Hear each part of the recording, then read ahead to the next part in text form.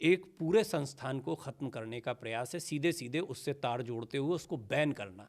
Major मकसद है संघ को बैन करने की साजिश। अब जब बात आरएसएस की हो रही है तो हाल ही में अब जब एटीएस के पूर्व अधिकारी महबूब मुजावर ने ये खुलासा किया है कि मालेगांव जांच के दौरान उनके ऊपर आरएसएस प्रमुख मोहन भागवत जी को गिरफ्तार करने का दबाव था, तो क्या ये साबित नहीं हो गया कि कांग्रेस सरकार से साध्वी या कर्नल पुरोहित नहीं बल्कि आरएसएस के जो शीर्ष नेतृत्व हैं उनको टारगेट कर रही थी और उन्हें आतंकवादी घोषित कर जेल में डालना चाहती थी? ये पूरी जो किताब थी इसका मकसद क्या था, यही कि ये इसका मकसद क्या है, इनकी थ्योरी का मकसद क्या है, वो बहुत साफ है।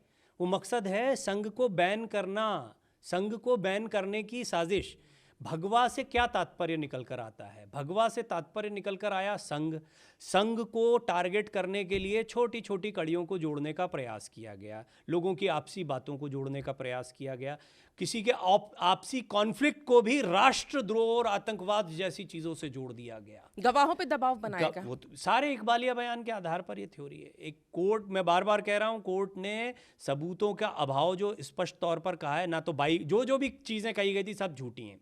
और अगर कहानी रखनी हो, नैरेटिव रखना हो, एजेंसियां हों, तो किसी के खिलाफ कुछ भी नैरेटिव रखा जा सकता है, उसमें कोई दो राय नहीं है।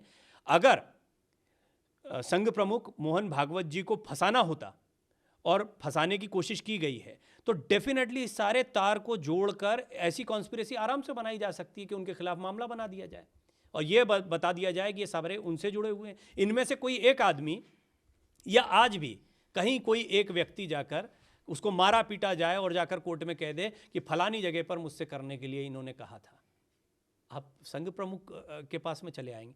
उस समय यही हास्यास्पद काम सचमुच हो रहा था। ये जो आपने अभी खुलासा किया, ये तो मैं चाहता था कि ये उस समय पर अगर कोई बोलता तो मैं और इसको मजबूती के साथ में, ये बात मैंने ऑलरेडी लिखी है इसमें। मेरी किताब का अंत इसी पर होता है कि संघ को बैन करने की साजिश, मोहन भागवत जी तक और इंद्रेश कुमार जी तक पहुंचने की साजिश ये चल रही थी, यही मकसद था इस थ्योरी का। अब ये इन्होंने उसकी और पुष्टि कर दी है।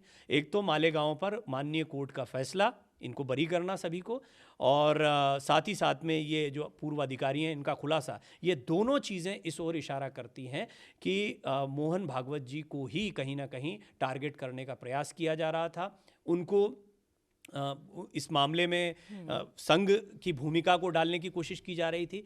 आप देखिए कि एक जिक्र हम बातचीत में ज़रूर हमको करना चाहिए, 26/11 की जो साजिश है उसको भी भगवा आतंक से जोड़ने का प्रयास किया गया। आपको याद होगा दिग्विजय सिंह जो है वो पुस्तक विमोचन में गए थे, अजीज बर्नी की एक किताब थी।